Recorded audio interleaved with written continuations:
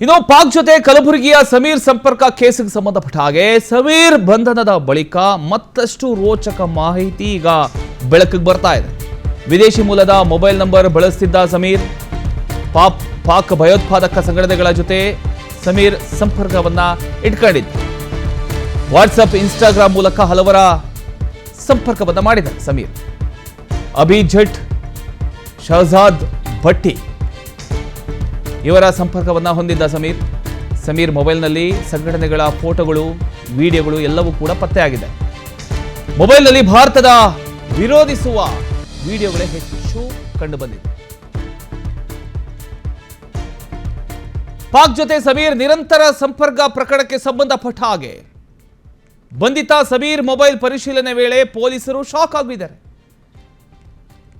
ಸಮೀರ್ ಮೊಬೈಲಲ್ಲಿ ಸಿಕ್ಕಂಥ ವಿಡಿಯೋದಲ್ಲಿ ಭಾರತದ ನಕ್ಷೆ ಸಹ ಚಿತ್ರೀಕರಣ ಆಗಿದೆಯಂತೆ. ಜಮ್ಮು ಕಾಶ್ಮೀರವನ್ನು ಭಾರತದಿಂದ ಹೊರಗಿಟ್ಟ ವಿಡಿಯೋ ಕೂಡ ಚಿತ್ರೀಕರಣ ಆಗಿದೆ. ಶಂಕಿತ ವೆಮನ್ ಹಾಗೂ ಜೆಟ್ 333 ವಾಟ್ಸಪ್ ಗ್ರೂಪ್ ಸದಸ್ಯರಾಗಿದ್ದ ಸಮೀರ್ 333 ವಾಟ್ಸಪ್ ಗ್ರೂಪಲ್ಲಿ.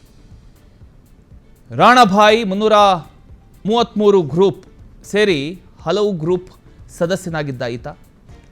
ದೇಶ ವಿರೋಧಿ ಚಟುವಟಿಕೆ, ಕೋಮು ಸಂಘರ್ಷದ ವಿಚಾರಗಳು ಎಲ್ಲವೂ ಕೂಡ ಮೊಬೈಲಲ್ಲಿ ಪತ್ತೆಯಾಗಿದೆ. ಒಟ್ಟು 20 ಇನ್ಸ್ಟಾ ಖಾತೆಗಳನ್ನು ಈ ಸಮೀರ್ ಹೊಂದಿದ್ದ. ಅದರಲ್ಲಿ ಸದರ್ಪುರ __ ID _333, ಇನ್ನೊಂದು ಸದರ್ಪುರ __ ID 333, ಸದರ್ಪುರ _gang _UN ಡೇರ್ವರ್ಲ್ಡ್ ಖಾತೆಯನ್ನ ಸಮೀರ್ ಹೊಂದಿದ್ದ. ಇದರ ಬಗ್ಗೆ ಇನ್ನಷ್ಟು ಡೀಟೇಲ್ಸ್ ಕೊಡ್ತಾರೆ ನಮ್ಮ ಪ್ರತಿನಿಧಿ ವಿಶ್ವಕುಮಾರ್. ವಿಶ್ವಕುಮಾರ್, ಈ ಒಂದು ಸಮೀರ್ ಬಗ್ಗೆ ಒಂದಿಷ್ಟು ವಿಚಾರಗಳು ಹೊರಗೆ ಬರ್ತಾ ಇದೆ.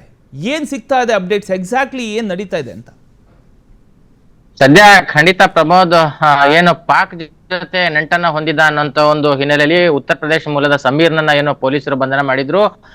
ಈತನ ಮೊಬೈಲ್ ಅನ್ನ ಪರಿಶೀಲನೆ ಮಾಡಿದಂತ ಸಂದರ್ಭದಲ್ಲಿ ಪೊಲೀಸರಿಗೆ ಆಘಾತಕಾರಿಯಾದಂತಹ ಅಂಶಗಳು ಬೆಳಕಿಗೆ ಬಂದಿರ್ತಕ್ಕಂಥದ್ದು. ಏನಂತಂದ್ರೆ ಆತ ಬಳಸ್ತಾ ಇರ್ತಕ್ಕಂತ ಮೊಬೈಲ್ ನಲ್ಲಿ ಪಾಕಿಸ್ತಾನಕ್ಕೆ ಸಂಬಂಧಪಟ್ಟಂತ ಒಂದಿಷ್ಟು ಮಾಹಿತಿಗಳು ಸಹ ಇರ್ತಕ್ಕಂಥದ್ದು. ಜೊತೆಗೆ ಅಂಡರ್ ವರ್ಲ್ಡ್ ಅಂದ್ರೆ ಭೂಗತ ಚಟುವಟಿಕೆಗಳಿಗೆ ಅದಕ್ಕೆ ಸಂಬಂಧ ಒಂದು ವಿಡಿಯೋಗಳನ್ನು ಸಹ ಇಲ್ಲಿ ಪತ್ತೆ ಆಗಿರ್ತಕ್ಕಂಥ. ಜೊತೆಗೆ ಸಾಕಷ್ಟು ಇನ್ಸ್ಟಾಗ್ರಾಮ್ಗಳ ಖಾತೆಗಳನ್ನ ಈತ ನಿರ್ವಹಣೆ ಮಾಡ್ತಾ ಇದ್ದ ಅನ್ನೋಂಥದ್ರ ಬಗ್ಗೆ ಸಹ ಮಾಹಿತಿ ಲಭ್ಯ ಆಗಿರ್ತಕ್ಕಂಥದ್ದು. ಇನ್ನು ಜೊತೆ ಆತ ಸಮೀರನ್ನ ಬಳಸ್ತಾ ಇದ್ದ ಆ ಮೊಬೈಲ್ ನಲ್ಲಿ ಭಾರತದ ಒಂದು ಚಿತ್ರಣವನ್ನು ಸಹ ಅದರಲ್ಲಿ ಲಭ್ಯ ಆಗಿರ್ತಕ್ಕಂಥದ್ದು. ಪ್ರಮುಖವಾಗಿರ್ತಕ್ಕಂತಹ ಒಂದು ಅಂಶ ಇಲ್ಲಿ ಗಮನಿಸಬೇಕು.